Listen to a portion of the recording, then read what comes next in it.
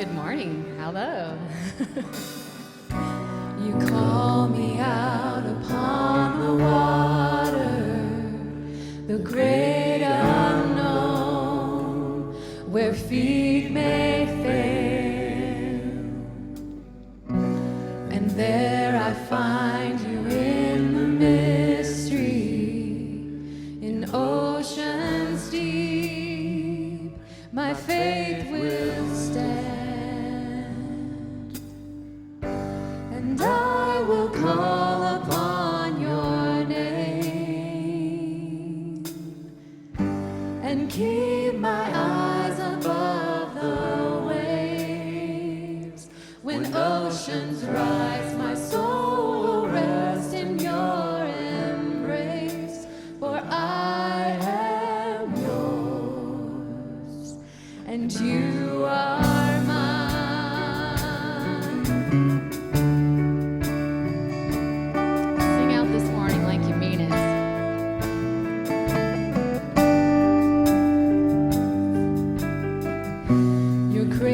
Abounds in deepest waters. Your sovereign hand will be my guide.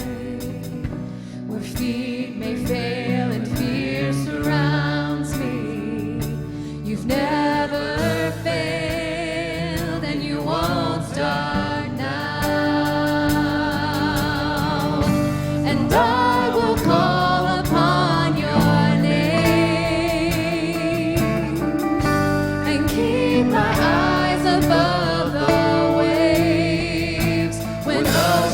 rise, my soul will rest in your embrace, for I am yours and you are mine.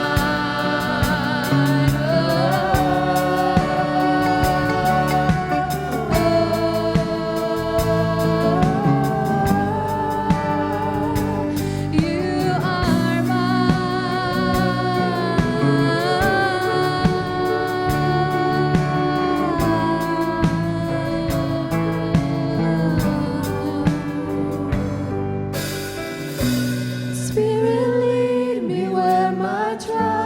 without borders. Let me walk upon the waters wherever you would call me. Take me deeper than my feet could ever wander, and my faith will be made stronger in the presence of your goodness. Spirit, lead me where my trust is without borders. Let me walk upon the waters wherever you would call me. Take me deeper than my feet could ever wander, and my faith will be made stronger in the presence of your goodness. And I will call upon your name and keep my eyes above the waves. When oceans rise, my soul will rest in your embrace, for I am yours and you are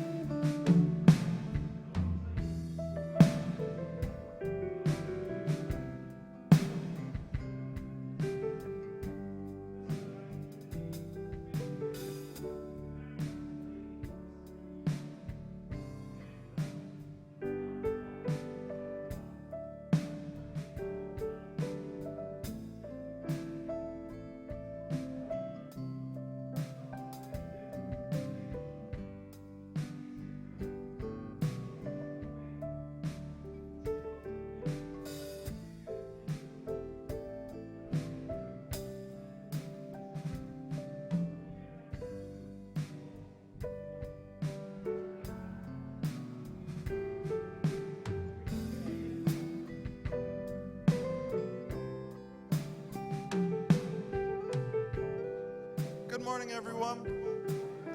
Welcome again to Unity of Boulder. My name is Mike Shadle. I'm the church administrator. My office is right over there. If any of you ever have any questions, comments, or concerns about anything going on here, please come see me in my office. I'm always happy to help you out. I got a few quick announcements to start things off with. Coming up starting March 17th, we're having an affirmative meditative prayer class led by our friend Joy Cleary, who's also a licensed Unity teacher. It's $85 if you sign up now, $100 the day of. It's 5 weeks. It's all on Tuesday nights from 6 to 8 p.m. If you have more questions about that, please see us in the office and we can get you going on that. Next week, we will be starting our annual Easter lily fundraising, where we sell Easter lilies that we use to decorate. Our sanctuary here. Thank you. That word just didn't want to come out. We use them to decorate our sanctuary for the Easter season, and you can dedicate each one to a loved one who has passed. So that'll be starting next week. I'd also like to remind everyone you have no excuse next week. There is daylight savings on Saturday night into Sunday. So this is the one where, unfortunately, we lose an hour, but we gain so much day and sunlight. I love this one, but you've been warned. Come on up here, Shad. Shad's got an event going on this Friday night. Hi, everyone. I'm Reverend Shad. And what's your name, everyone? Great. It's good to meet you. That was really pleasing. All right, so this coming weekend, we have a plant-based weekend happening. So if you've ever been curious about a plant-based diet or semi-curious about a plant-based diet or you're absolutely against it, either way, I want you to come and join us. Friday night, we're going to be showing the movie Game Changers. This is not a movie that shows any of the animal violence or cruelty, so it's not going to be about that. It's actually just focused on the effects it has on your body, and it talks about a lot of extreme athletes have switched to a plant-based diet to outperform their competitors. So it sort of debunks a lot of the myths around a plant-based diet, so you get a lot of real good information out of the movie. Then we'll have a discussion after that. Then following night, Saturday evening, at my Saturday evening service at 5 p.m., we're going to talk about Statement of Faith number 28, which is the statement of faith that was banned from the Unity movement. We're going to talk about it, and it has to do with what the Fillmores, our co-founders, believed about diet and spirituality. So we'll be diving into that then, so it's sort of a plant-based weekend. You should come. Did you know that Unity people have a stereotype that they don't come to stuff? And did you know that stereotype is true? Just come. Get involved. This stuff's important. We got to talk. We got to be together. All right. Thank you, Shad. I don't know if he mentioned it, but that movie night on Friday night, it's free at 7 o'clock. Come.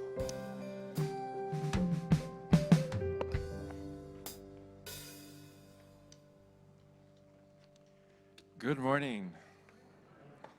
I want to remind everyone that there are prayer chaplains here in the front of Sanctuary, so if you would like someone to pray with you, if you would like some extra time just to get really infused with Spirit, please come down and meet our prayer chaplains up front here after the service.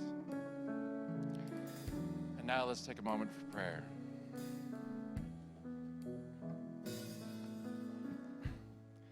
Let us all drop into our hearts, drop into Spirit, and breathe.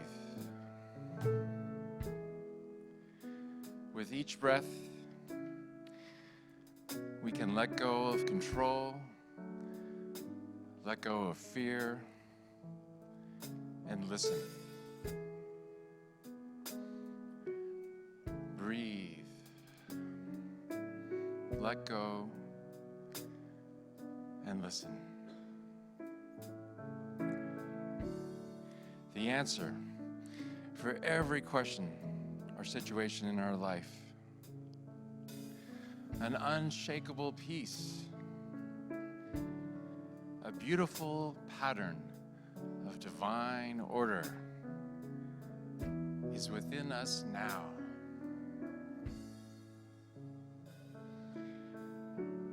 See this love, see this light in your heart now, in this moment.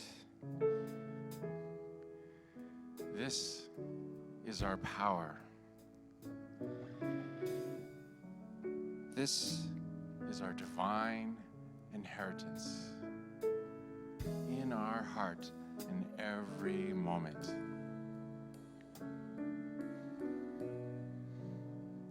Breathe. Let go. And listen.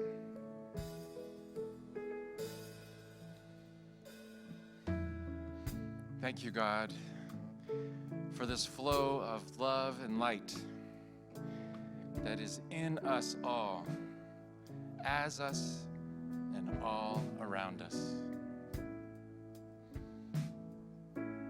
Thank you, Spirit, for all your infinite blessings.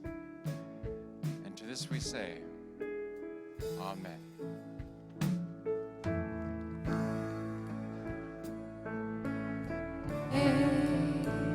I feel my heart go deeper, my heart go deeper into my God. When I pray, I feel my heart go deeper, my heart go deeper into my God. Right here, right now, right where I am, I pray. Right here, right now, right where I am, I pray.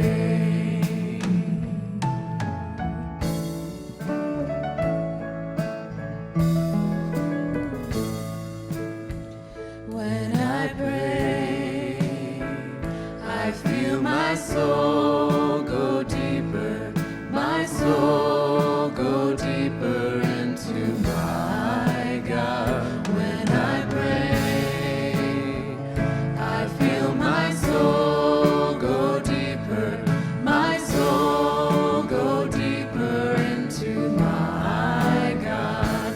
Right here, right now, right where I am, I pray. Right here, right now, right where I am, I pray.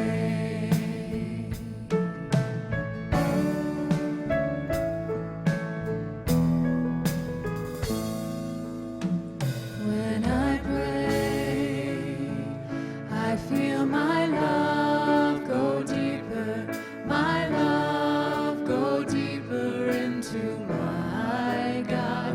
When I pray, I feel my love go deeper, my love go deeper into my God. Right here, right now, right where I am, I pray.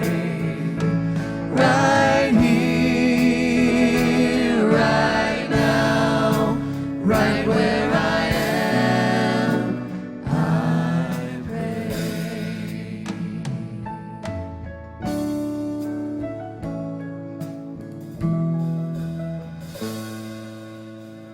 When I pray, I feel my heart go deeper, my heart go deeper into my God.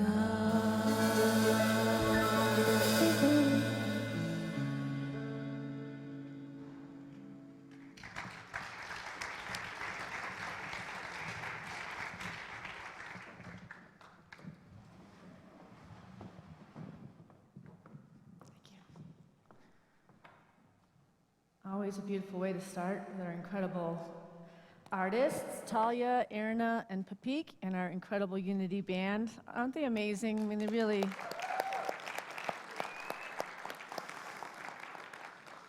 They create a space for us to also go deeper and get into the presence before we go into our talk series, which this is the third talk of a 5-talk series called Stormproof. securing your spiritual foundation in a world of radical unknowingness. And today's talk title is The Power of Your Soul.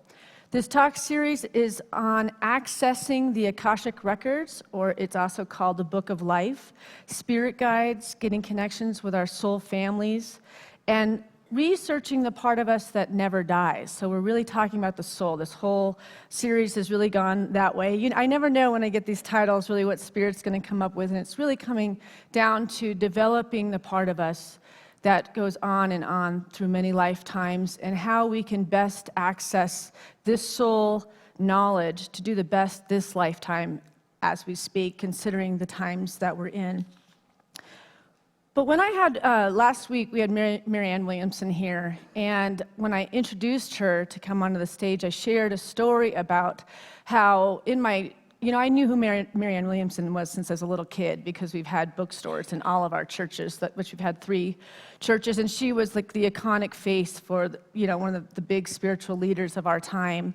So I knew who she was, but I didn't really start studying her work till I was in my 20s, and there was this tape set that was called Morning and Evening Prayers, where she did a guided prayer that was like 20 minutes long. It was really a meditation, and I listened to it every day in my 20s, and it was really what got me on my path of meditating every single day. And there were evening prayers, and I didn't use that. I just used the morning one, but I wanted to start with the words that started the morning prayers, and it goes like this. Dear God, I give this day to you. May my mind stay centered on the things of spirit. May I not be tempted to stray from love. As I begin this day, I open to receive you. Please enter where you already abide. And I love how this acknowledges that we might not always be as connected to God, but we know that that God is always in and through us. To recognize that is always abiding in us.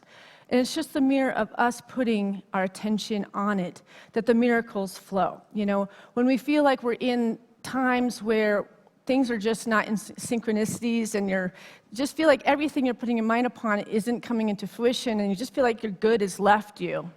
It's not that your good has left you, but your consciousness has left God and what abides in you. So this is a really wonderful way to start your day, and it's in the book Illuminata as well. So you can read it, and it's a much longer prayer. I just took a little snippet that was my favorite. But from the acknowledgement that we might not always be connected to God, but that God is always in and through everything of our life. And so when we recognize that this energy is in us, if we take the time each day to be with that energy, to meditate into that energy, we're calling forward this greater potential, this greater love, to express in everything we do, as far as showing up to our work, showing up to our children, showing up to our marriages, that when we make spirits like connection more important than food, it's first. It comes first before even coffee, before you look at your phone. To come from that dream state where you're so divinely connected in that state, and then just sitting in the presence of this greater something, sets you up for a day that will be so different than when you don't take the time to sit in that resonance, in that love.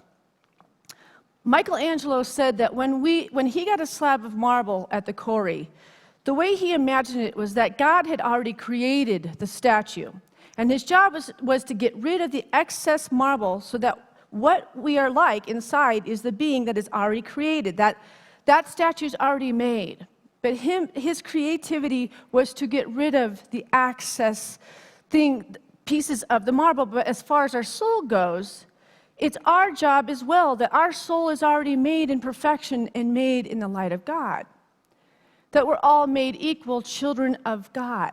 But it's our job to get rid of the limitations and the thought process of the world or relationships we had with our parents that made us feel less than perfect, and to reveal unto us that which God created us to be and do, and what the expression is that we are particularly here to do and be, right? To discover that which is within us. I've been speaking a lot on Edgar Cayce, and I still will be, and if you don't know who Edgar Cayce is, he is the most documented psychic. He was a proven psychic, and he talked about the Akashic Records, which is this book of life that remembers all of our lifetimes, and we can actually, through meditation, access information for us to better understand why we're having turbulence or why we're even having joys, but to get some more clarity around what we're facing in our life so that we can use it for greater growing, for greater awakening, and for greater knowing of our consciousness. But he says it this way: from the standpoint of the Cayce readings, we are not physical bodies with souls, but are instead spiritual beings having a physical experience. We are spiritual beings who have forgotten our true nature and are not always living up to the very best we have within us. Instead, we generally identify with our physical lives and our earthly experiences and forget why we even came into the earth in the first place. Simply stated, we came into the earth to somehow bring spirit here. But we are spiritual beings who have forgotten our true nature and are not always living up to the very best we have within us. And this is where karma comes in. That's a big question, and karma is a word that's thrown around a lot. And there's a lot of misinterpretations of karma that, like, if somebody does something bad to us, we say, well, they'll get it back, through karma, that this is something that God will, identify that's negative behavior and get that person. And it just simply isn't that way. What is karma? It's another key idea from the readings. Karma. The word karma is a Sanskrit term that means work, deed, or act. It has also been interpreted to mean cause and effect. Although the readings definitely agree with this concept, perhaps one of their most intriguing and unique philosophical contributions is the idea that karma can simply be defined as memory. It is a pool of information that the subconscious mind draws upon and can utilize in the present. It has elements that are positive, as well as those which seem negative. For example, an immediate affinity toward another individual is as likely to be karmic as is an immediate animosity towards someone else. To be sure, the subconscious memory has an effect and influence on how we think, how we react, what we choose, and even how we look. But the component of free will is ever within our grasp. So what this is also saying is, so people that come in our life that we have an immediate affinity, last week I was talking about soul families, it's usually a sign that it's a soul family member that's rejoined us in this lifetime. And that also, when we have that feeling of animosity, again, is another soul family member that's reappeared in this lifetime to be a teacher. For us to come up and grow ourselves into being better communicators, being more brave in our actions, it's growing the spirit to be so much more. But the karma, the idea of it being memory, is that when we do something wrong to somebody else, we know that we've done something wrong because we don't feel good. No matter how much we justify it to someone else, or we tell everybody, well, I was right to do that explosion because this person did it, but in the end, you still feel off. You don't feel in concordance of the truth of your being. And so we walk around for days feeling badly about it, right? So if we don't do anything about it, like go to the person and say, I am truly sorry that I met you in the ego, or I was in fear, or whatever, that memory is carried in our being. And it plays out again and again in this lifetime, and it also will show up in the next lifetime. This is where the Akashic Records is very, very helpful for us to understand why there are personality traits that might have not even been lived or happened this lifetime, but we still have these not so attractive qualities. It could be memory of characteristics of the lower nature that you had before, and we're here to grow and to give light to the things that no longer serve us. So it's not just this lifetime, but it's all of the lifetimes, accessing what we've learned before and also the mistakes that we made. before. Your thoughts, words, and deeds do count, so you really have to be aware of what you're putting out into the vibrational field. It does affect this moment. And they say it also affects the past and the future because all three are happening at the same time. In the 4 agreements, Ruiz writes that the first agreement is the most important one and also the most difficult one to honor. The first agreement is to be impeccable with your word. It sounds very simple, but it is extremely powerful. The gospel writer of John believed it was such an important concept that he chose this concept for the very first sentence in his gospel. In the beginning was the Word, and the Word was with God, and the Word was God, in John 1:1. And there's a great song where they say, your words can heal, and your words can kill. The power of your life is on the tongue.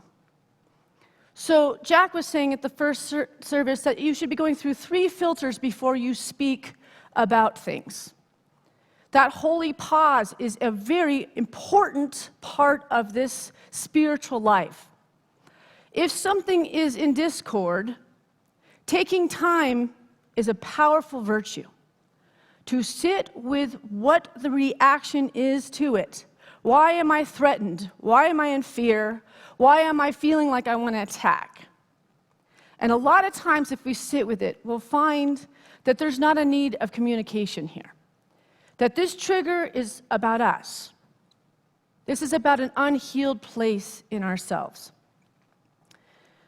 There was a young man that I dated when we were in our teenage years, and we're still very good friends, but he had a father that was just, he was in a career that was all about money and making more money, and it was all about, gaining things, and he had these 4 children on earth that were seriously lacking his love. And he didn't have a nice thing to say about them. When they were around, his energy was that they were annoying, or they were in his space. And this particular son of his was the one that really got the negative outbursts from him. And I noticed, this guy, I'm not going to say his name, he was really put together in life, and he could handle life, and he did really well in his life. But when he got around his father, he would make just the stupidest mistakes in front of this guy, just validating his father's opinion about him. And I want to give this is a really important point that I'm going to make here, that your words carry energy. And when we say hurtful things to people, people have unhealed things in them. So you're not just saying something that's harsh at that time, but you're bringing up the pain body of the person that has their own individual issues. Of course, he wasn't a conscious guy, so it wasn't like he was meditating and then still doing it. They say, you do the best with what you know, and then when you know better, do better, right? I don't think he ever did eventually know better to do better. But this one time we were with him, and we were there and hanging out, and it was like dinner and stuff like that. And this guy, at one point, went out to the porch to get something. We were putting food outside. And he didn't happen to see the screen door with his dad standing right there. And he ends up plowing through this door till he finally falls to the porch, and he is literally wrapped like a burrito in this screen door. And of course, I'm young, so I can't stop laughing because I just think, God, you look like such a garfoon to your father. It's like you're just always showing him that that's who you are. And his dad walks out, and he grabs that door, and he unravels his son off that door. And he's like, it's not like I didn't just buy that thing. And I saw the brokenness in his face. And it's a visual that I get in my life when I'm feeling critical towards my children. Do I ever want them to feel like they are anything less than perfect?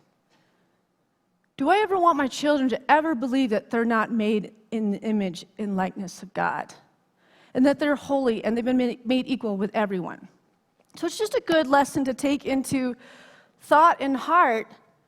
What are we sharing with others? And what are we even saying about others behind their back? Because, again, your life and your death is on your tongue.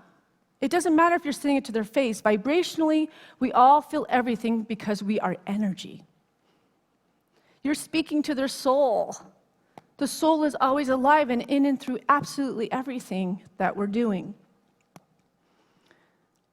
In Matthew 16:26, it says, "For what will it profit a man if he gains the whole world and forfeits his soul? Or what shall a man give in return for his soul?" For what will it profit a man if he gains the whole world and forfeits his soul? Or what shall a man give in return for his soul?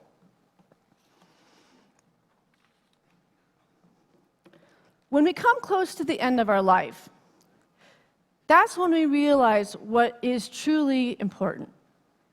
When I have been at the deathbed of people for the days that are leading into their last breath, they're never asking themselves if they were successful enough financially, or if they had, all of the worldly things that we try to acquire and leave a lot of money to our kids or whatever. In the end, the biggest question we ask is, did I love with everything that I am? And am I loved? In the end, that's all we really want to know in the end, right? So the wealth we gain in life cannot go with us. What you can bring is only the memories precipitated by love. That's the true riches, which will follow you, accompany you, giving you strength and light to go on. Love can travel 1,000 miles. Life has no limit. Go where you want to go. Reach the height you want to reach. It is all in your heart and in your hands. We learn a lot from the deathbed. When you really could put yourself, even in your imagination, the end of your life, laying yourself in that bed and going through the process of, am I living the life that God would want me to be living if tomorrow was the last day of my life? Am I living so fully realized and vibrationally giving to every person that I adore and appreciate? Am I giving all that because that's the only thing you take with you?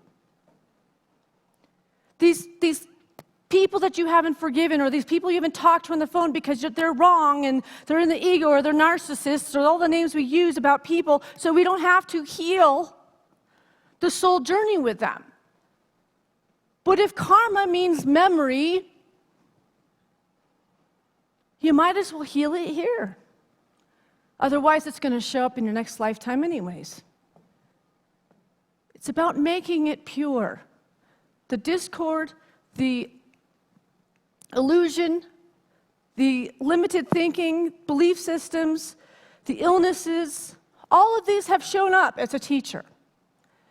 And every one of them can be overcome by the thoughts that you hold in your mind about it, and the words that you say about it, and what you feel, your truth of your being, and what you feel about it. Treasure love for your family, love for your spouse, love for your friends. Treat yourself well and cherish others.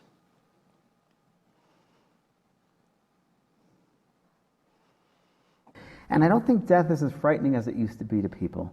I think people are understanding it more. They realize it's just a transition, and it's not as scary.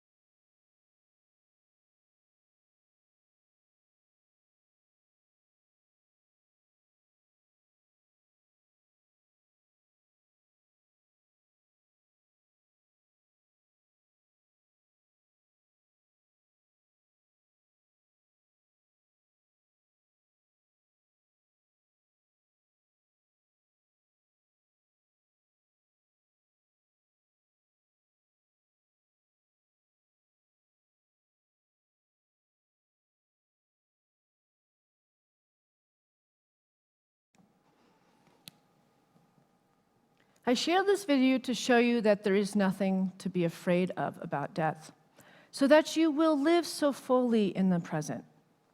You know, a lot of people do walk around in fear of that impending thing that we all are going to face. And part of the fear is about the aloneness that we do it by ourselves. And what he's saying is you don't. Your family members have started to gather around you a month before. You're starting to get little visions that your dad and your mom and your family is starting to crowd for the great homecoming of you. And so when we really, really get that, that doesn't have to be an issue anymore. You know, to study the part of ourselves that never dies. That's one of my biggest curiosities in life. I love watching shows with mediums. And by the way, James Van Praagh is a big scholar of Edgar Cayce's work. He has studied and studied and studied, and he teaches other mediums how to do the work of accessing the Akashic Records. So would I like to have an appointment with him? Yes. He's a little too famous, kind of out of my hands to get my chance there. But when we understand that everything is in divine order, and that there is nothing different that you need in your life, that when you woke up today, everything is perfect, everything is healed, everything is forgiven, then you get to step into your life vibrationally full and whole. And that's just a matter of you letting yourself know that that's your truth.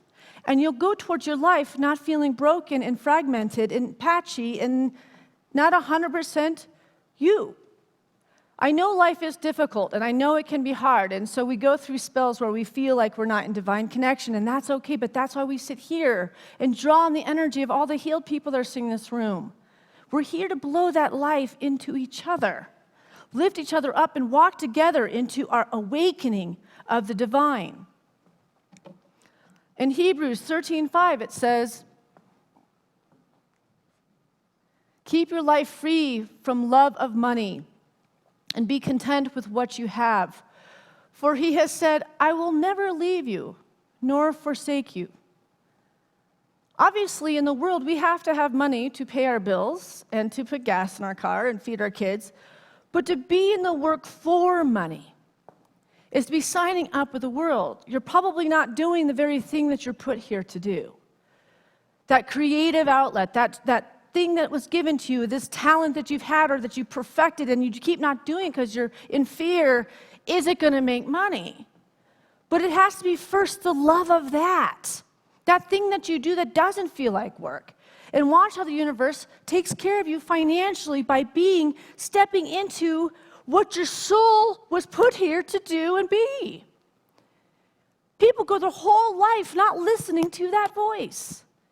But that knocking on the door that there's so much more is not your ego. That is your soul saying, wake up. You're tired and you're angry and you're unhappy with this work because it's not what you're supposed to be doing. You know in your heart what you're supposed to be doing, but you've made money your God. Instead of making God your God, which is what abides in us, always. It's never flailing and it's never away. It is as far as us bringing our attention inward. And remembering, the memory is, I am a perfect child of God. Last week I spoke about something that Marianne Williamson said, and I got a little intense about it because I've been the prosperity teacher here for years. And she was talking about the law of attraction and where it is a disservice on this spiritual journey.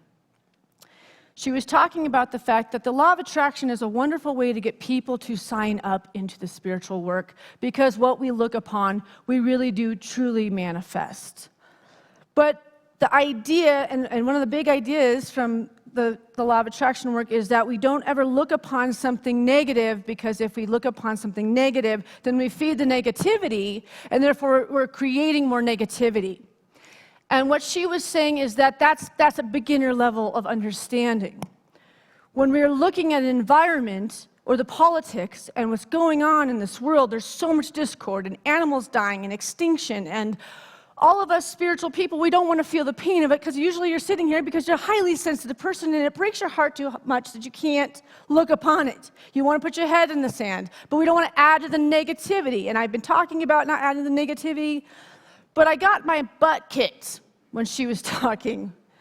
It hit me in the heart, and it's still percolating in my being. I'm being irresponsible in my life by not looking at what is very, very hard in this world. And I do have a passionate being that can make a difference. You know, I can do something about these things that I'm seeing in the world. And I found this passage from Edgar Cayce that says it this way.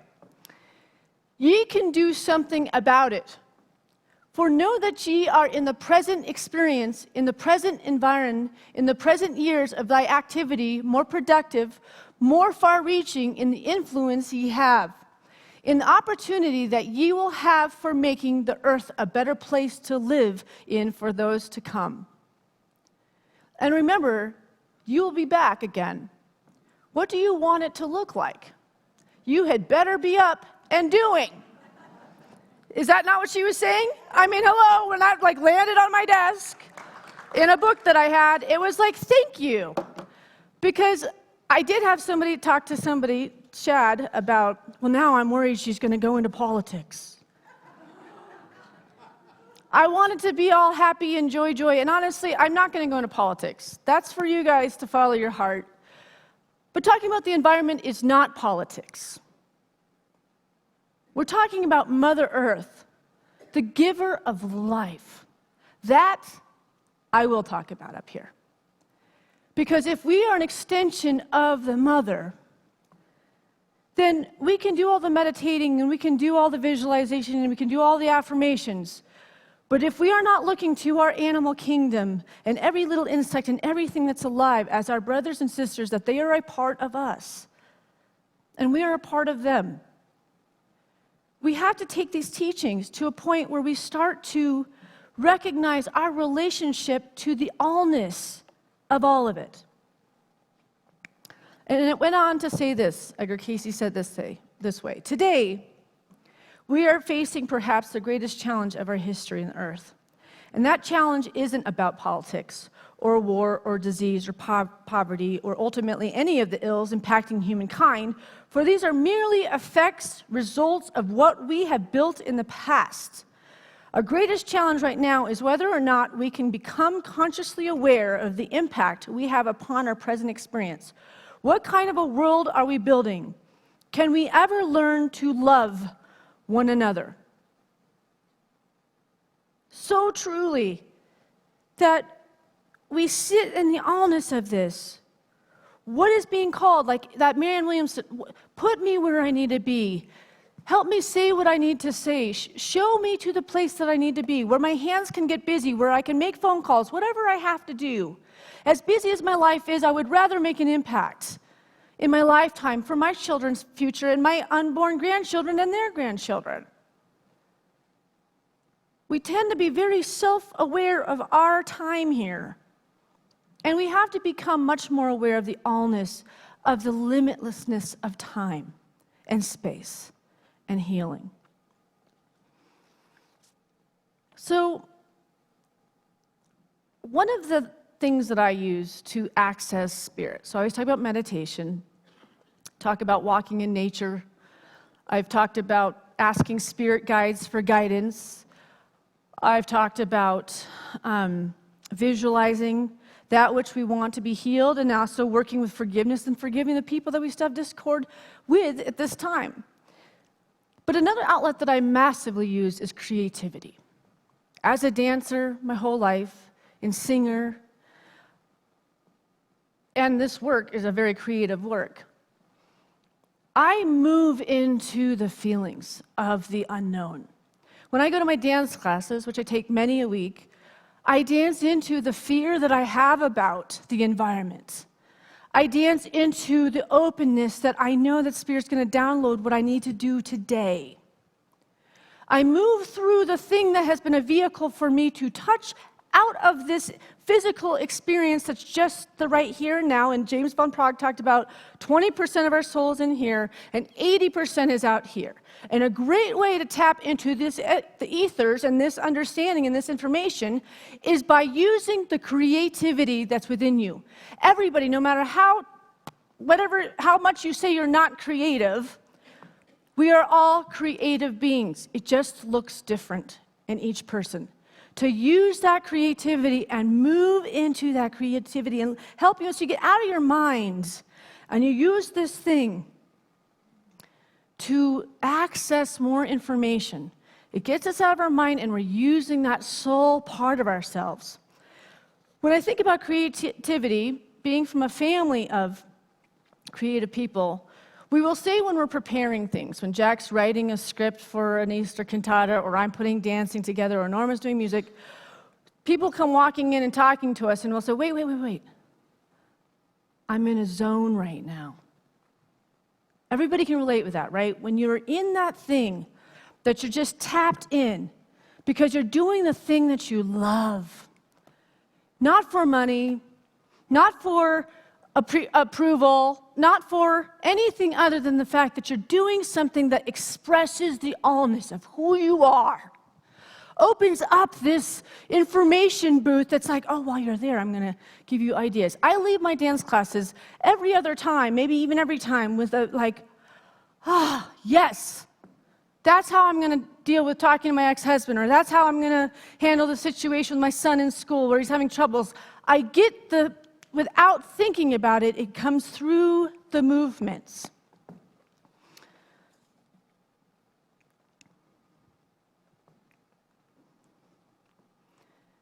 I think I have another slide, but maybe not.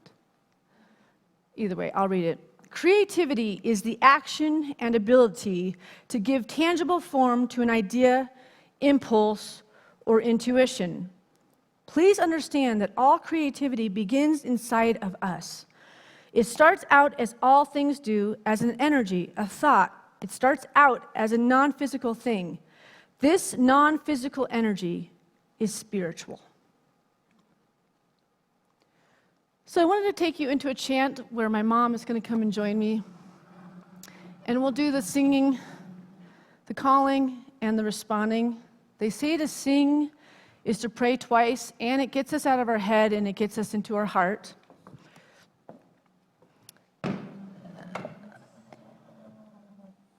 And so just get comfortable in your seat and just get your back straight, and we're going to do this as a singing meditation.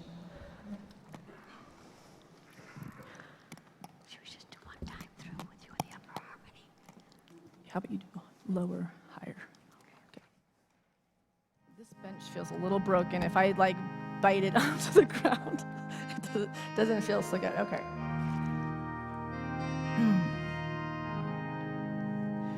You are in the sun. You are in the sun. In each flower's bloom. In each flower's bloom. You are in my heart. You are in my heart. In this very room. In this very room. Oh, divine, all I want is you. Oh, divine, all I want is you. Oh, divine, all I want is you. Oh, divine, all I want is you. Oh, divine, all I want is you.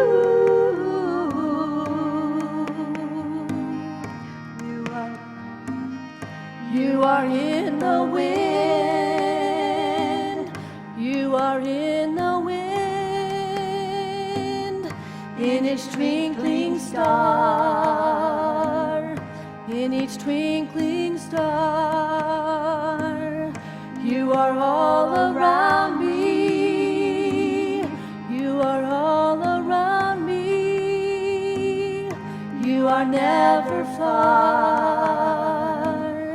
You are never far. Oh, divine, all I want is you. Oh, divine, all I want is you. Oh, divine, all I want is you.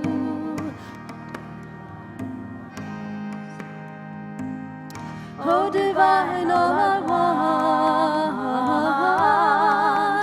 is you.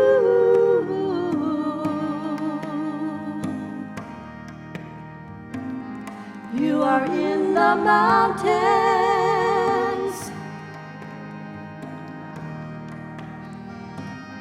laughing in each brook.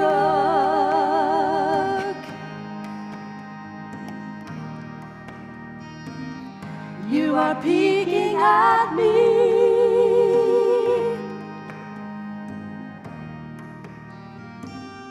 everywhere I look.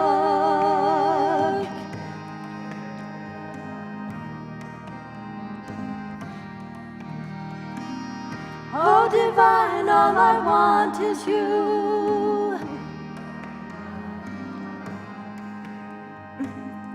Oh, divine, all I want is you. Oh, divine, all I want is you.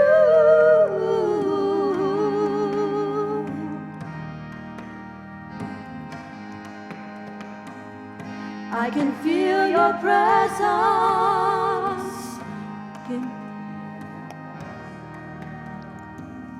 Where each pathway bends,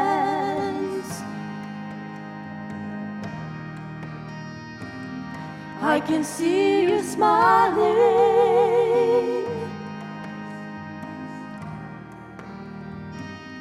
through the eyes of friends.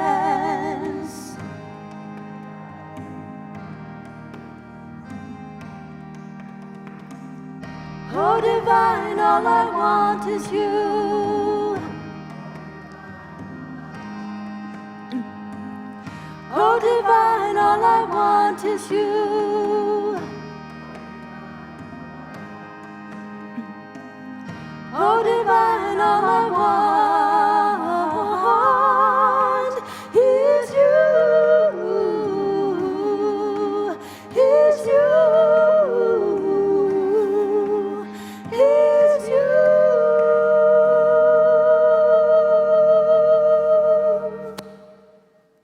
And so it is.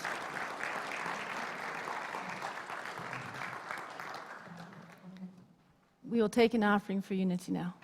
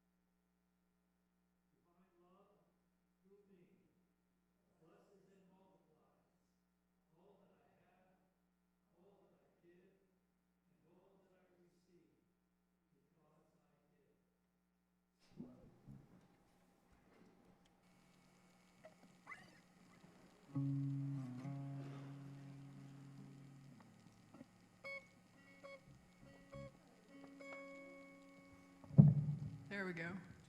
Happy March. I'm going to do a song called Iron Sky by Paolo Nutini. Scott is going to be joining me eventually. And this is a very powerful song, so if you could just listen to the words with your heart and just be open. And we're going to go ahead and do this.